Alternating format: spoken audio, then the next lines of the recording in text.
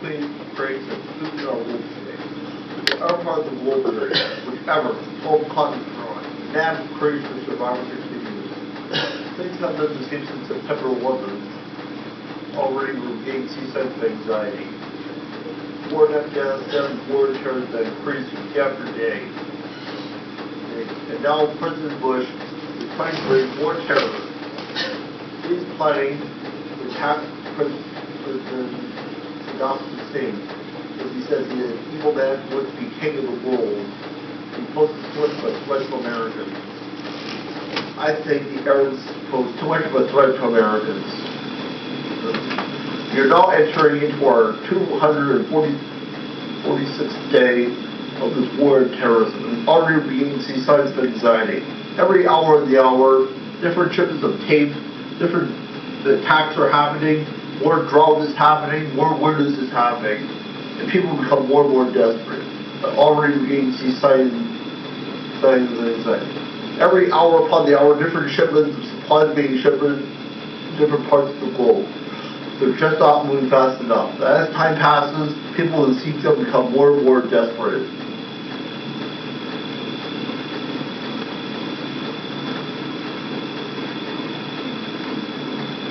I'd like to know that this war on terror seems to be going on long enough. We can't continue to consume our paychecks anymore. Perhaps it's fitting with this a new millennium. And the world is again fighting for its freedom. Not from tyranny, violence, or oppression, from annihilation. Should we win the day? 4th of July will no longer be known as an American holiday. Although one voice, we will not vanish into the night. We will not vanish without a fight. We're going to live on. We're going to survive. This is the new millennium!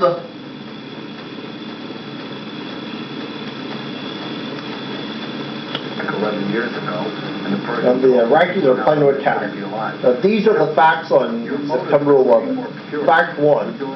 The attack happened 6 hours at 8 o'clock a.m. That's important. Only certain things could have happened in that time.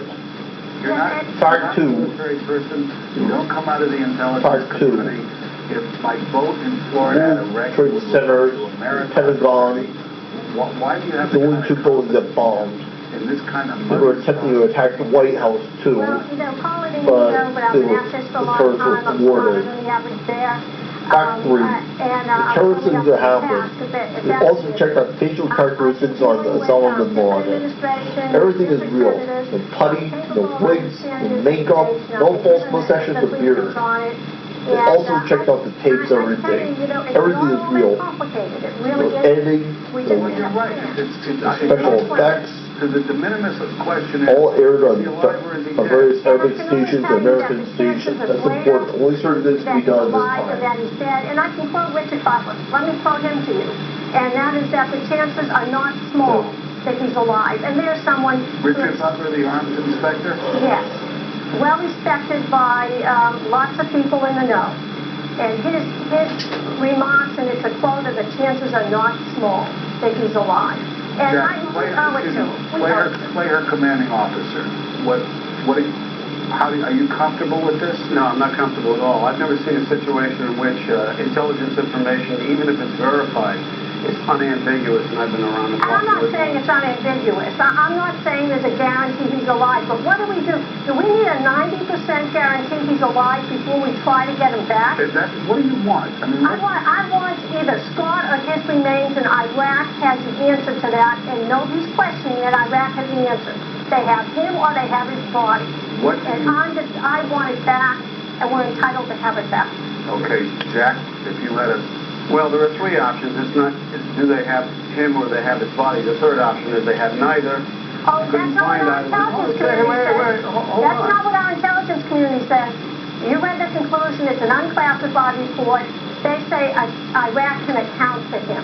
They may be able to account for him, but they might not have either his body or With all intel situations, we've got smoke and mud here.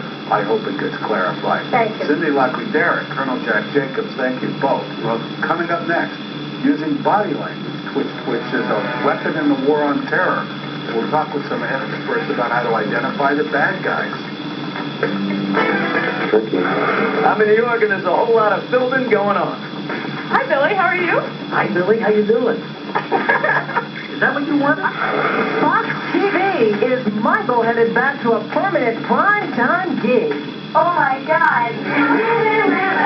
How this 12-year-old girl got a piece of the real Slim Shady. You said for me. Access Hollywood starts right now.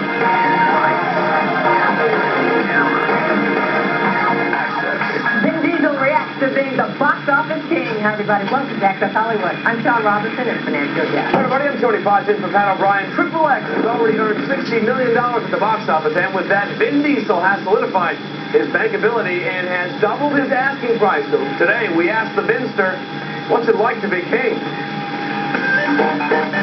For the film to come out and do and be that successful is it's incredible. Sure, he's the king of the box office. And sure, he'll be getting a $20 million paycheck. But that doesn't stop Vin Diesel from going to movies just like you and me. No one recognized me. But I couldn't get a seat. There were no empty seats, so I had to hide in the aisle.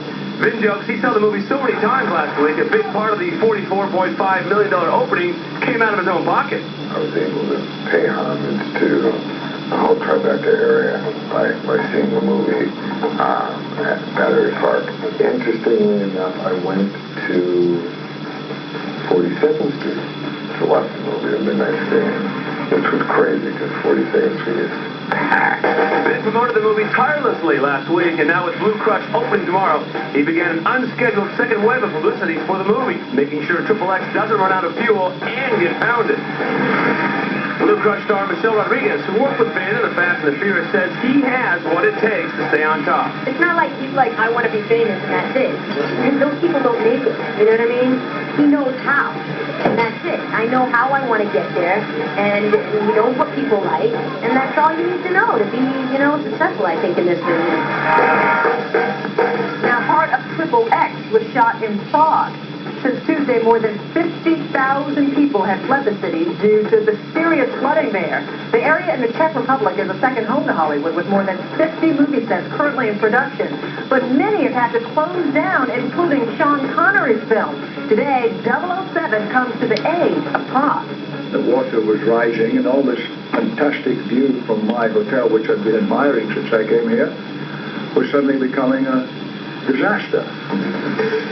Sean Connery caught in the middle of Prague's worst flooding in a century as production on his latest film, The League of Extraordinary Gentlemen, is shut down, and he is forced by rising floodwaters to evacuate his hotel.